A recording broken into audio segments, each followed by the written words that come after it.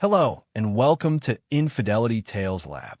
Your support means everything to us. We'd love to know, which geographical location are you joining from today? At home? On the go? Share with us below. Now, let's dive into today's story. Chapter 1. The Architect. Vincent Riker sat in his basement workshop, meticulously crafting the miniature model of what would become Sullivan Plaza. His weathered hands moved with surgical precision as he attached the final piece to the scale model. The clock on the wall read 2:17 a.m., another late night, but he was accustomed to them. The basement walls were lined with architectural awards, certificates, and blueprints, evidence of 20 years devoted to his craft. Yet none of his colleagues at Sullivan Development knew the full extent of his genius. Not even Howard Sullivan, his father-in-law and boss of 15 years, appreciated the brilliance behind Vincent's designs. Still working? Naomi's voice startled him. His wife of 12 years stood at the bottom of the stairs, her silk robe loosely tied, amber hair cascading over her shoulders. Beautiful as always, even at this hour. Almost done. Vincent gestured to the model. The presentation's tomorrow. Naomi approached, studying the intricate design with practiced admiration. Howard will love it. He'd better, considering how many nights it's stolen you from me. Her fingers brushed his shoulder, a touch that once ignited passion but now felt performative. Vincent noticed, but said nothing. 15 years at Sullivan Development had taught him patience. 12 years of marriage to Howard's daughter had taught him discretion. 7 months of suspecting his wife's infidelity had taught him observation. "I'll be up soon," he promised.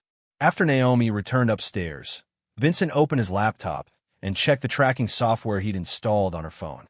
The location history confirmed what he already knew: 3 hours at the Wellington Hotel downtown. Room 1217, the same as last week and the week before. Vincent wasn't a violent man. His vengeance wouldn't come from his fists, but from his mind. He'd built his career creating spaces that outlived their creators. He understood that proper demolition required more planning than construction. The next morning, Vincent drove to Sullivan Development headquarters, the model secured in the back seat. The radio announced another record-breaking stock performance for the company. Howard Sullivan had built an empire, and Vincent had designed every significant structure in it. At 45, Vincent maintained the physical discipline from his military days, a past he rarely discussed. Before becoming an architect, he'd served in military intelligence, developing skills he'd kept sharp but hidden beneath his unassuming exterior. The Sullivan headquarters gleamed in the morning sun, a testament to Vincent's vision despite bearing Howard's name. As he parked, he spotted Colin Burns' Mercedes in the executive spot next to Howard's. Colin, Howard's new golden boy, 15 years Vincent's junior, with an MBA but no real-world experience or talent.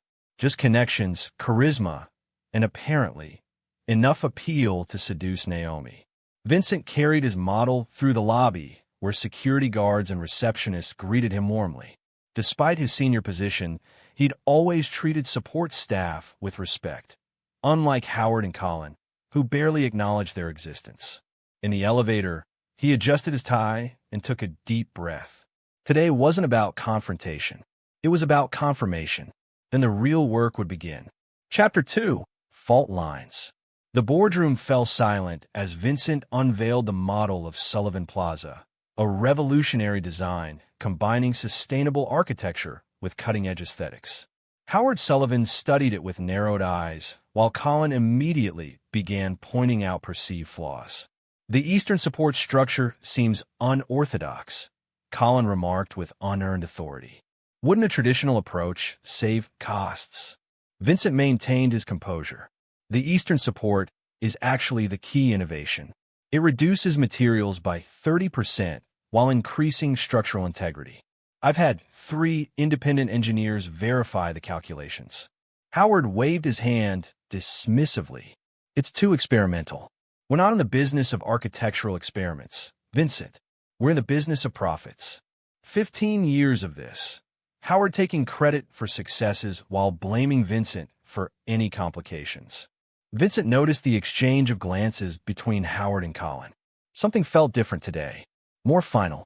After the meeting, Vincent retreated to his office, where Melissa Zhou, his loyal assistant of 8 years, waited with concern etched across her face. "They've called in HR," she whispered. "Third floor conference room in an hour." "What's happening, Vincent?" Vincent thanked her for the warning. Melissa knew more about the company's inner workings than even Howard did.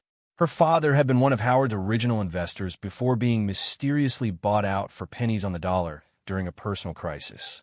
Vincent had hired her when no one else would, recognizing both her talent and her motivation to understand Sullivan development from the inside. "Would you mind backing up my personal design files?" Just as a precaution, Vincent asked. Melissa nodded, understanding the subtext. "Already did. External drive in your desk drawer. I also made copies of those other documents you asked me to track." Those other documents represented 3 years of methodical documentation. Howard's building code violations, safety shortcuts, permit manipulations, and tax maneuvers.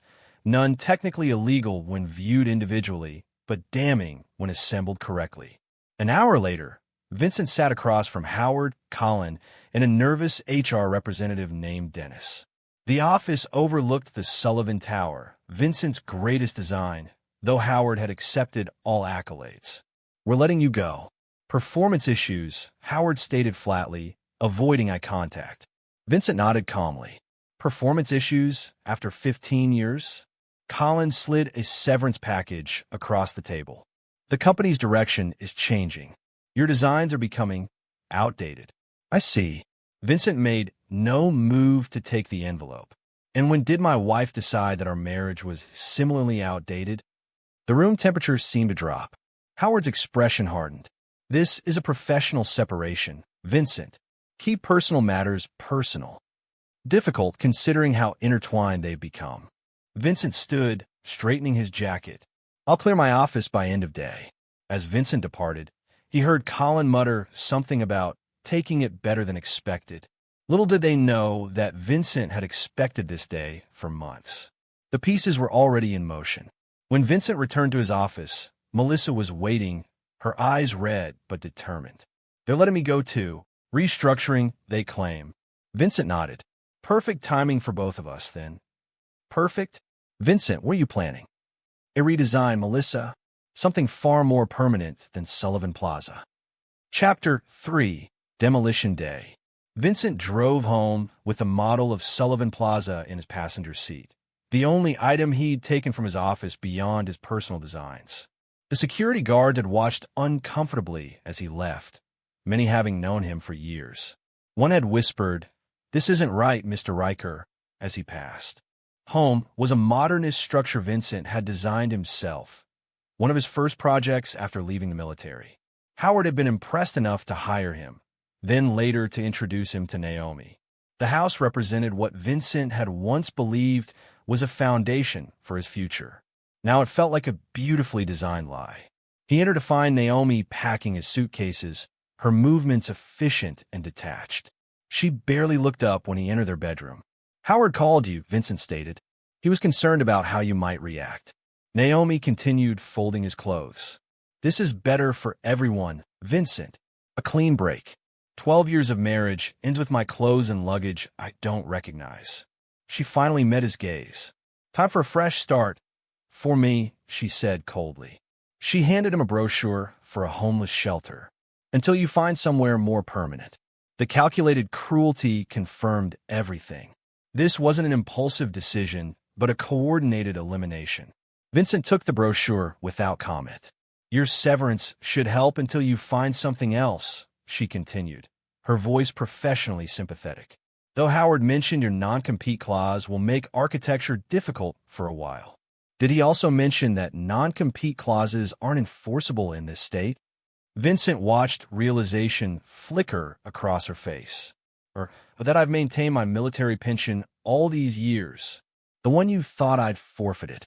Naomi faltered for the first time. "What are you saying?" "I'm saying you and Howard might have planned this meticulously, but you built your plans on false assumptions." Vincent picked up the suitcases. "Don't bother changing the locks. I won't be back." "Where will you go?" A trace of genuine confusion crept into her voice. to finish what I started 15 years ago. Vincent drove directly to a modest apartment building across town. The unit on the top floor had been leased under his birth name, Blake Vincent Riker, for the past 5 years. A contingency he'd established when he first suspected something wasn't right at Sullivan Development. The apartment wasn't just a backup residence. It was his war room. The walls were covered with photos, documents, and connections mapping the Sullivan Empire's vulnerabilities. Howard had built his company through manipulation and strategic betrayal of partners. Vincent had spent years quietly documenting every shortcut, every code violation, every ethical breach. Melissa was waiting for him there, having used the key he'd given her months ago when he first suspected they might both need an exit strategy. "Everything's ready," she said. "Operation Aftershock can commence whenever you give the word." Vincent placed the model of Sullivan Plaza on the table and opened his laptop. "They think they've demolished my career and marriage in one day. They have no idea what real demolition looks like." He activated a program that executed a chain of pre-programmed electronic fund transfers, moving his considerable savings through a series of accounts before they could be frozen by Howard's banking connections. Then he made a call to a number few people knew existed. "General Blackwood, it's Riker." "Yes, that Riker. I'm calling in that favor." A week passed with complete silence from Vincent. No attempts to access his old accounts. No appeals to Howard for reconsideration. No desperate calls to Naomi. Just silence. Then the calls began. First a few, then dozens. Naomi's phone rang constantly with Vincent's number, but when answered, no one spoke. Howard experienced the same phenomenon. By the end of the week, they had received 93 calls between them. Frustrated and increasingly unnerved, Howard and Naomi drove to the homeless shelter from the brochure, only to discover Vincent had never arrived there. They tried his old military contacts, but no one had heard from him in years. It was Colin who finally connected the dots after a mysterious package arrived containing Vincent's dog tags and military ID. "Blake Vincent Riker," Colin read aloud. "Wait, Riker? As in..." Howard snatched the documents. "General Riker's son? That's impossible." The general's son was a classified intelligence operative who supposedly died in. Howard's face drained of color as realization dawned. "What is it?" Naomi demanded. "We need to find him. Now." Howard's hands trembled as he dialed Vincent's number again. "We may have just made the worst mistake of our lives." Chapter 4. The Ghost Architect. "Tell me again why we're hiding in a bunker beneath your apartment," Melissa said, watching Vincent calibrate equipment in what appeared to be a military-grade command center. "It's not a bunker," Vincent corrected. "It's a secure operations facility I built 5 years ago when I realized Howard was systematically removing everyone who knew too much about his methods." The underground facility hummed with technology. Multiple screens monitoring Sullivan Development properties, financial tracking software, and surveillance feeds. One monitor displayed Naomi and Howard's increasingly frantic attempts to locate Vincent. 93 calls, Melissa marveled. "That's exactly what you predicted. Howard always panics in patterns." Vincent adjusted a dial. "His father was the same way during joint operations with my father's unit. Predictable under pressure." Vincent's true background remained largely classified. The son of General Alexander Riker, he'd been recruited into a specialized intelligence unit straight out of MIT. His architectural talent wasn't just artistic, it was tactical. Vincent had designed secure facilities for government agencies before a mission gone wrong forced him to adopt a modified identity. Howard Sullivan had never known he'd hired the son of his father's military rival. By the time Vincent married Naomi, he'd fully embraced his cover. Only now, with nothing left to lose, was Vincent becoming his true self again. They received the dog tags, Melissa reported, watching another screen. Colin made the connection faster than expected. "Colin Byrne is many things, but unintelligent isn't one of them," Vincent acknowledged. "He's the only real threat in this scenario." A secure phone line rang. Vincent answered, activating a voice modulator. "Report. Phase 1 complete," said the voice of Damon Lynch, Vincent's former teammate from his military days. "Sullivan Tower's security system has been compromised. We have eyes everywhere. Vincent ended the call and turned to Melissa. Tell me about the Sullivan Foundation Gala. 2 weeks from Saturday. Every major investor, political ally, and business partner will be there. Melissa pulled up the guest list. They're announcing the Sullivan Plaza project as Howard's legacy achievement, with Colin as the new lead architect, I assume. Melissa nodded. They've already started altering your designs. The eastern support structure you innovated? They've replaced it with a conventional design that's structurally compromised if built on that particular bedrock formation, Vincent finished. I designed it that way. The true plans have a geological compensation factor that I never included in the official documentation. You sabotaged your own design. Melissa looked shocked. I created a failsafe. Howard has a history of cutting corners after final approvals. I needed leverage to ensure he built it correctly. Vincent pulled up a geological survey. The eastern side of the construction site sits on an unstable fault line that only becomes dangerous if you build using conventional support methods.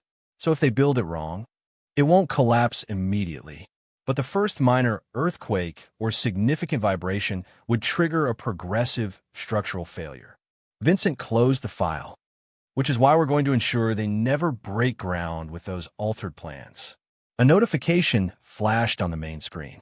Vincent opened a video call to see the weathered face of General Blackwood. Your father's files have been unsealed, as requested, the general said without preamble. Everything Howard Sullivan Sr. did to sabotage Alexander Riker's career and reputation. All the evidence your father could never use because of national security concerns. In the other matter, the trust fund your father established has been activated. $50 million, as specified in his will upon confirmation of your identity, plus interest. Vincent thanked him and ended the call. $50 million, Melissa whispered. My inheritance. Howard's father stole my family's reputation, and Howard stole 15 years of my career. Vincent brought up architectural renderings of a stunning new development.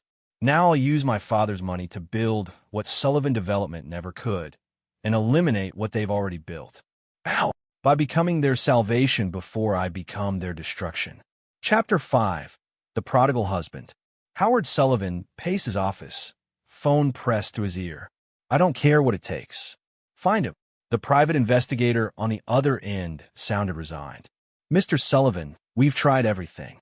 Blake Vincent Riker effectively disappeared 12 years ago when he became Vincent Riker. Now both identities have gone dark. Howard slammed the phone down as Naomi entered, looking haggard. Nothing. Howard collapsed into his chair. Do you have any idea what this means? Vincent is Alexander Riker's son. The same Alexander Riker my father supposedly betrayed during the Kuwait operation. What does that have to do with us? Naomi demanded. So his father was some general. Not just some general. The man who invented modern structural sabotage techniques for the military. Howard's voice dropped. And Vincent has designed every major building in our portfolio for the past 15 years. The color drained from Naomi's face. You think he compromised them? I've ordered full structural assessments of everything he designed. But if he's half as skilled as his father. Howard left the implication hanging. Colin entered without knocking, tablet in hand. We have a bigger problem. Phoenix Development just announced a revolutionary new project directly competing with Sullivan Plaza. Look who's listed as chief architect. The tablet showed a rendering of a breathtaking structure signed with Vincent's distinctive mark. Below it, the corporate leadership listed Blake V. Riker, founder and CEO. He's had a competing development company this whole time. Naomi stared at the image. Worse, Collins said. 3 of our major investors called this morning. They're pulling out of Sullivan Plaza to back Phoenix instead. They say Riker showed them geological surveys indicating our site has stability issues. Howard's phone rang. Vincent's number again. This time when Howard answered, Vincent spoke. Hello, Howard. I believe we have some unfinished business. Vincent, listen. Blake Vincent Riker, he corrected. But you can call me Mr. Riker now. I'm no longer your employee or your son-in-law. Whatever you're planning, I'm planning to build, Howard. That's what architects do. I'm extending a professional courtesy by informing you that your Sullivan Plaza project is unfeasible as currently designed. The Eastern support. We know about the fault line, Howard interrupted. We can fix it. No, you can't. Not without my specific modifications, which weren't in the official plans. And I'm afraid those designs are now proprietary to Phoenix Development. Howard gripped the phone tighter. Name your price. Vincent's laugh was cold. You fired me for performance issues, Howard. My performance now commands a much higher price than you can afford. The line went dead. Colin looked grim. The geological assessment came back. He's right about the fault line. We can't build Sullivan Plaza as planned. Howard turned to Naomi. Call him. He'll talk to you. Naomi hesitated. I'm not sure that's true anymore. He was in love with you for 12 years. Use that, Howard shouted. Was he? Naomi's voice was suddenly small. I'm not sure I ever really knew him. Later that evening, Vincent sat in an exclusive restaurant across from Aaliyah Drake, the city's most prominent real estate investor. At 40, she commanded respect throughout the industry and had never worked with Sullivan Development despite Howard's persistent overtures. I've reviewed your Phoenix proposal, Aaliyah said, studying Vincent over her wine glass. Ambitious doesn't begin to describe it. You're essentially planning to redefine the city skyline. I'm planning to correct it, Vincent clarified. Sullivan Development has prioritized appearance over substance for years. My designs will prioritize both. And your sudden emergence as Blake Riker after years as Vincent, that doesn't concern potential investors. My architectural vision hasn't changed, Ms. Drake. Only my willingness to compromise it. Vincent slid an envelope across the table. These are the structural assessments for 6 Sullivan properties built in the last decade. All have critical vulnerabilities that will require significant renovation within 5 years. Aaliyah reviewed the documents with a practiced eye. If this is accurate, Sullivan Development is sitting on a time bomb. Multiple time bombs. And I'm the only one who knows how to defuse them. As they finished dinner, Vincent received a text from Alyssa, Naomi requesting meeting. Says it's urgent. Vincent's response was brief. Arrange it. The penthouse. 2 days. Chapter 6. The Architect's Gambit. The penthouse of the Wellington Hotel, the very place where Naomi had conducted her affair with Colin, now served as Vincent's temporary base of operations. He had reserved the entire top floor, paying in cash through a shell company. When Naomi arrived, she found Vincent standing by the floor-to-ceiling windows, the city sprawling below. He wore an impeccably tailored suit, looking nothing like the man she'd dismissed 2 weeks earlier. You wanted to see me, Vincent stated without turning. Naomi approached cautiously. Vincent, Blake, whatever you want to be called. Mr. Riker will suffice. She flinched at his formality. We need to talk about what's happening. What's happening is market correction. Sullivan Development has built its reputation on stolen designs and compromised structures. Phoenix Development will offer something better. This isn't about business, Naomi insisted. It's about us. About what Howard and I did. Now Vincent turned, his expression unreadable. There is no us, Naomi. You made that perfectly clear when you packed my bags and handed me a brochure for a homeless shelter. I didn't know who you really were. Precisely the problem. 12 years of marriage, and you never bothered to discover who I was beyond what I could provide for you and your father. Naomi's composure cracked. That's not fair. You hid your identity, your family. I protected information that was classified. But everything else, my principles, my passion, my loyalty, was genuine. Vincent approached her slowly. Can you say the same? I made a mistake with Colin. A terrible mistake. Your mistake wasn't Colin. Your mistake was believing I was dispensable. Vincent returned to the window. Sullivan Development is hemorrhaging investors. Howard's political connections are distancing themselves. Colin's attempts to modify my designs have been rejected by the Planning Commission. How do you know all this? I designed your father's security system, Naomi. Did you think I wouldn't build myself a backdoor? Tears formed in Naomi's eyes. What do you want from us? From you? Nothing. From Howard? Acknowledgement. Of what? Of what his father did to mine. Of what he did to my career. Of the corners he cut, that endangered thousands of people and buildings I designed. Vincent handed her a folder. This details the structural compromises in Sullivan Tower. The main support columns were built with substandard materials after I approved the final plans. Naomi paled as she reviewed the documents. If this is true, it is. And in the event of an earthquake measuring 5.0 or higher on the Richter scale, the tower would suffer catastrophic failure. My God, Howard's office is on the top floor. The board meets there weekly. Yes, they do. Vincent took back the folder.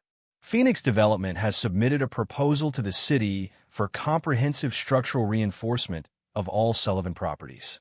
At our expense. Naomi looked confused. You're helping us? I'm helping the innocent people who work in and live around those buildings. Vincent's expression hardened. As for Sullivan Development itself, my offer is simple, complete corporate dissolution. All assets transferred to Phoenix. Howard announces his retirement, citing health concerns. He'll never agree to that. This company is his life's work. It's my life's work. He just put his name on it. Vincent checked his watch. You have 48 hours to convince him. After that, I release the structural reports to the public, the properties get condemned, and Sullivan Development faces criminal negligence charges. Naomi started toward the door, then paused. You know, for what it's worth, I did love you once. No, Naomi, you loved the idea of me, the quiet architect who made your father rich and never questioned your absences. Vincent turned away. That man no longer exists. After she left, Melissa emerged from the adjoining room where she'd been monitoring security. Think you'll convince Howard? She asked. Howard will never surrender his company, Vincent replied. But that was never the real plan. Vincent pulled up a security feed showing Naomi making a phone call in the elevator. A voice recognition program transcribed her words in real time. He knows everything, Dad. About the buildings, about the materials. We need to move now. Right on schedule, Vincent murmured. Alert Damon. It's time for Phase 3. Chapter 7. Structural Integrity. Howard Sullivan convened an emergency board meeting at 7 a.m. the next morning. The Sullivan Tower boardroom was filled with tense executives and lawyers as he explained the situation. Vincent Riker, or Blake Riker, as he's now calling himself, is threatening to destroy this company with fabricated structural concerns, Howard declared. We need to move quickly to discredit him.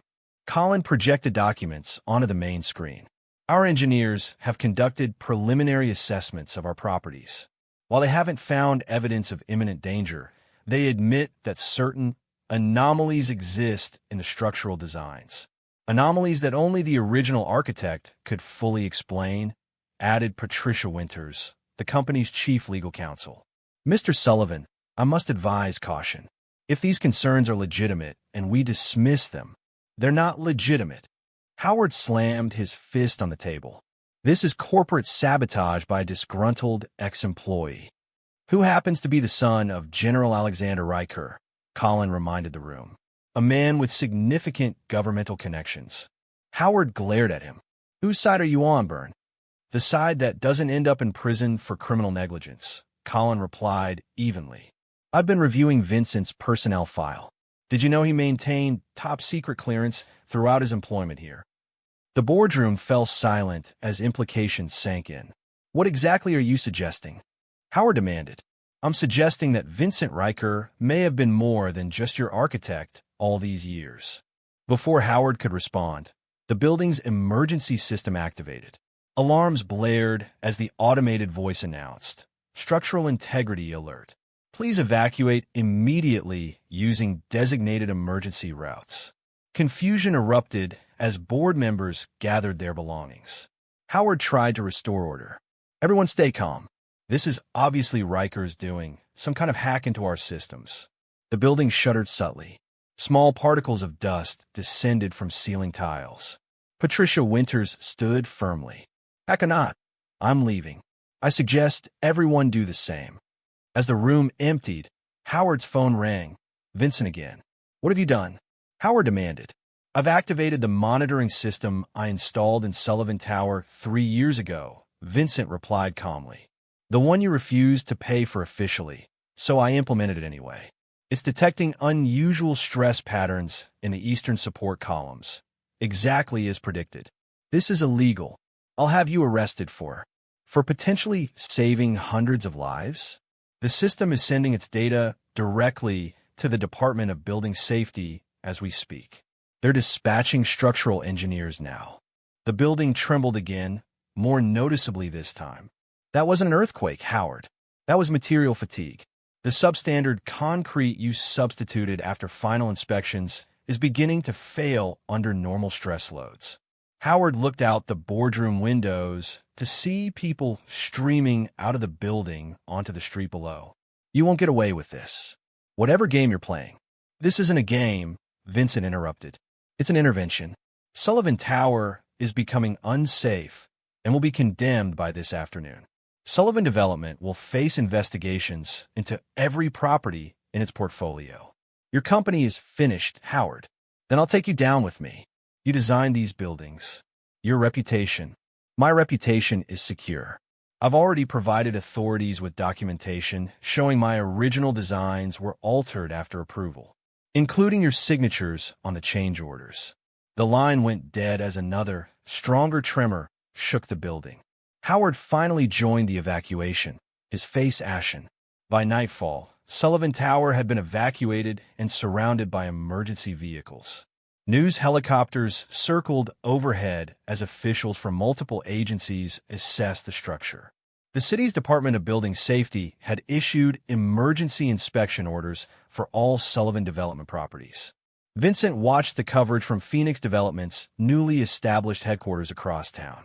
Melissa and Damon monitored communications as Howard Sullivan was interviewed on live television, looking disheveled and defensive.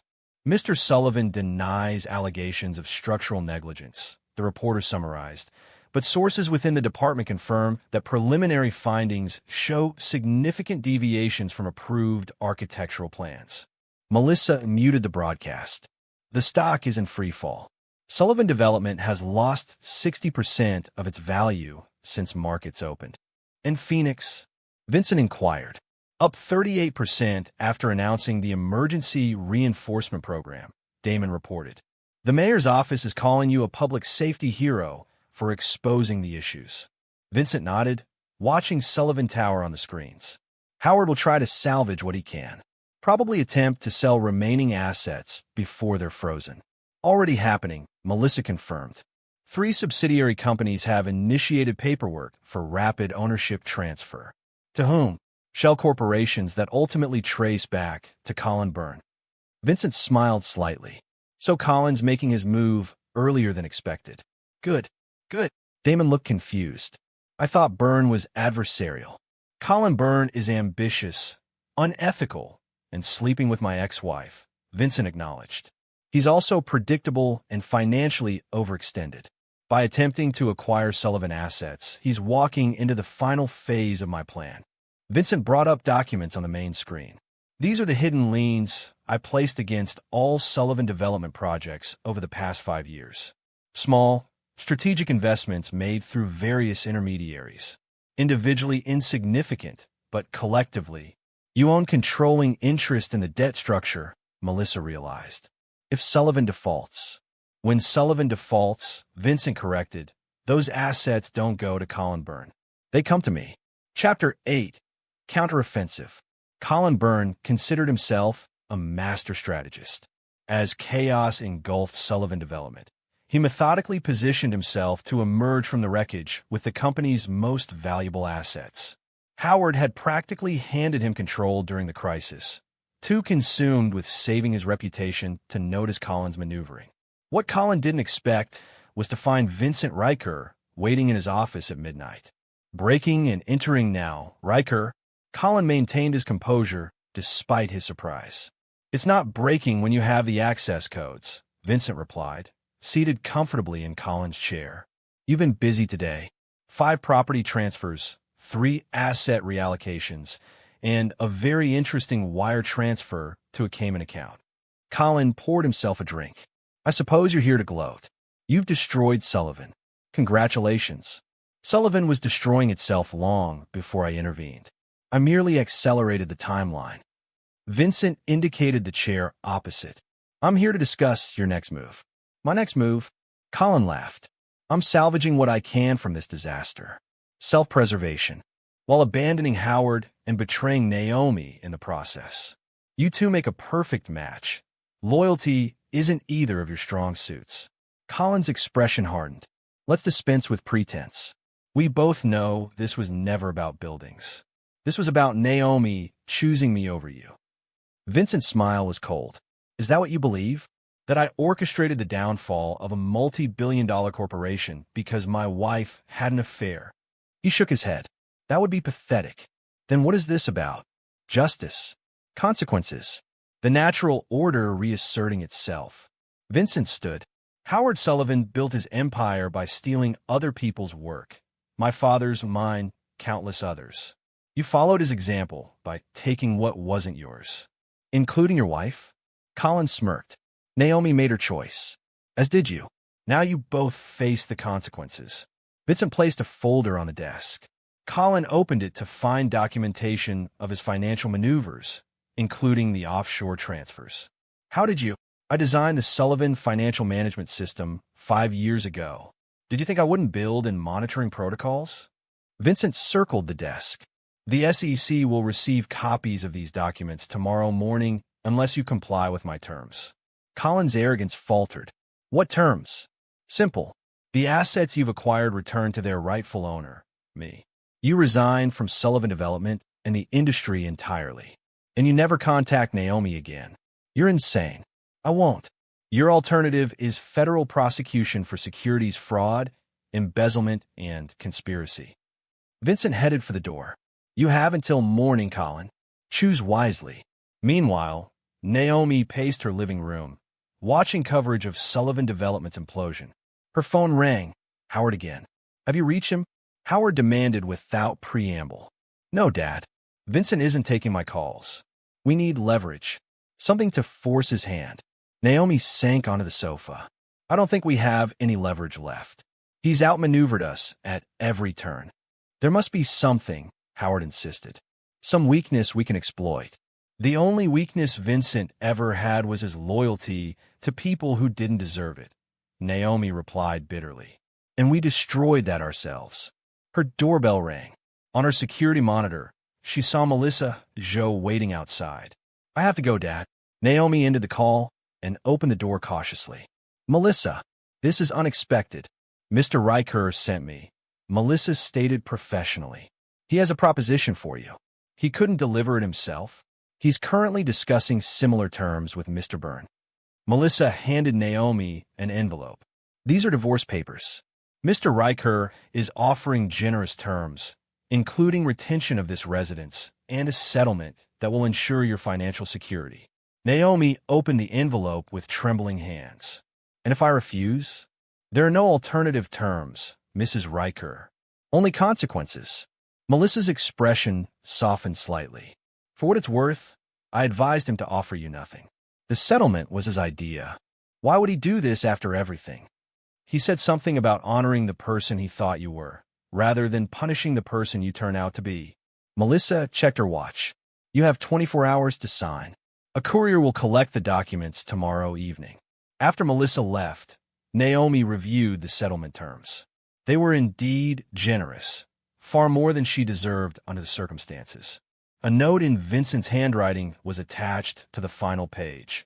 Consider this my final act as your husband. Choose your next steps carefully. As dawn broke, Vincent received confirmation that Colin had accepted his terms, transferring control of all acquired Sullivan assets to Phoenix Development and submitting his resignation. By noon, Howard Sullivan announced an emergency press conference. Gathered before a crowd of reporters, Howard looked defeated. After careful consideration and in light of recent structural concerns, I am announcing my retirement and the dissolution of Sullivan Development Corporation. As questions erupted, Howard raised his hand for silence. I take full responsibility for any construction irregularities and will cooperate fully with ongoing investigations. All Sullivan Development projects will be transferred to Phoenix Development, which has committed to addressing structural issues immediately. A reporter called out, Mr. Sullivan, Will you comment on rumors that Phoenix is led by your former son-in-law, Blake Riker? Howard's jaw tightened. Mr. Riker is a gifted architect whose contributions to this city have been significant. Phoenix Development is fortunate to have his expertise. The press conference concluded abruptly when Howard appeared to suffer a minor medical episode, requiring assistance from staff. Watching from Phoenix headquarters, Vincent turned to Damon. Arrange security for Howard's residence. Discreet but effective. Damon looked surprised. You're protecting him? After everything? I'm ensuring he lives long enough to witness what comes next, Vincent clarified. Howard needs to see his legacy completely transformed before he's allowed any peace. Melissa entered with an update. Naomi signed the divorce papers. No contest, no modifications. Vincent nodded. And Colin left town this morning. One-way ticket to Singapore. He won't stay gone, Vincent predicted. His type always believes they can return and rebuild. Should we monitor him? No need. His finance and reputation are destroyed. Colin Byrne will spend the rest of his life trying to recover what he lost today. Vincent turned back to the city map displayed on the main screen. Our focus now is reconstruction, beginning with Sullivan Tower. Chapter 9, The Shadow Cast. 6 months later, the building formerly known as Sullivan Tower had been completely renovated, reinforced, and rebranded as Phoenix One. Vincent's team had worked around the clock to address the structural deficiencies while simultaneously reimagining the building's purpose. What had once been a monument to corporate excess was now a mixed-use development combining commercial space with affordable housing, educational facilities, and community resources. The transformation had been documented in architectural journals worldwide, cementing Vincent's reputation as a visionary. On the evening of the grand reopening, Vincent stood in what had once been Howard Sullivan's office, now repurposed as an architectural history museum. Among the exhibits was a detailed timeline of the building's original construction, including documentation of Howard's cost-cutting measures and their potential consequences. Quite an achievement, said a familiar voice. Vincent turned to see General Blackwood, now retired but still commanding respect in his civilian attire. My father would have appreciated the symmetry, Vincent replied. His reputation destroyed by Howard's father. Howard's legacy reclaimed by his son. The general surveyed the city through the panoramic windows. Alexander would be proud of more than just the revenge, son. This rebuilding, it's what he always believed architecture should be. Service to community, not monuments to ego. A soft chime announced another visitor. Melissa entered with a tablet displaying security feeds. Howard Sullivan has arrived as requested. Security has escorted him to the private elevator. Vincent nodded. Show him in when he arrives. After Melissa and the general departed, Vincent studied the model of Phoenix, one displayed prominently on a pedestal. His original design, now fully realized without compromise. Howard entered moments later, looking significantly older than 6 months earlier. His health had deteriorated following the collapse of his company, though his financial future remained secure thanks to terms Vincent had privately arranged. You wanted to see me, Howard stated flatly. I wanted you to see this. Vincent gestured to the museum exhibits. The complete truth, preserved for future generations. Every decision, every shortcut, every consequence. Howard surveyed the displays with resignation. Public humiliation as your final revenge.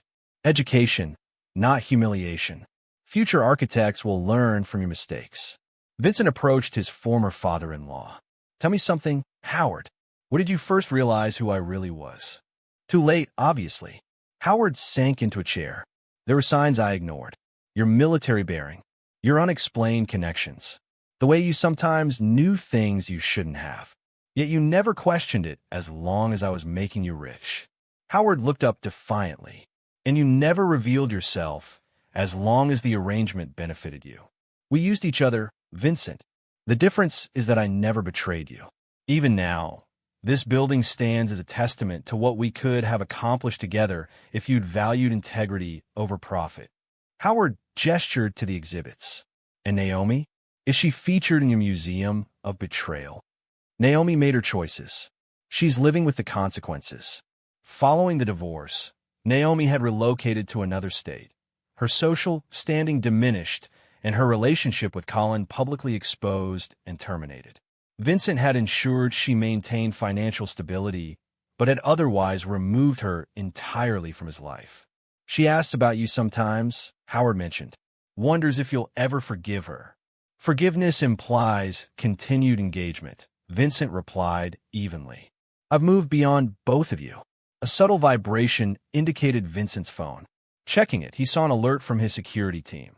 Colin Byrne had returned to the city and was attempting to access the reopening event. "If you'll excuse me, Howard, it seems we have an uninvited guest." In the grand lobby, security had intercepted Colin attempting to enter with a counterfeit invitation. He was being held discreetly near the entrance when Vincent arrived. "Bold move, returning on tonight of all nights," Vincent observed. Colin struggled to maintain his composure. "I came to congratulate you. Professional courtesy. Your professional status was revoked months ago, along with your assets, reputation, and future in this industry." Vincent signaled security to release their hold. "You're not even worth the scene your arrest would cause. You can't keep me away forever, Riker. This isn't over." Vincent studied the man who had contributed to destroying his marriage and career. Once handsome and confident, Colin now appeared desperate and diminished. "It was over the moment you chose to align yourself with Howard Sullivan and betray my trust." Vincent turned to security. "Escort Mr. Byrne off the premises. He's prohibited from entering any Phoenix property worldwide." As Colin was removed, Aaliyah Drake approached. Now Vincent's primary investment partner, she had become instrumental in Phoenix Development's rapid expansion. "Problem?" she inquired. "Nothing significant. A shadow from the past." Aaliyah nodded toward the central display, where Vincent's complete architectural portfolio was exhibited, including designs never built under Sullivan Development, but now planned for future Phoenix projects. "Your vision is finally being realized without compromise," she observed.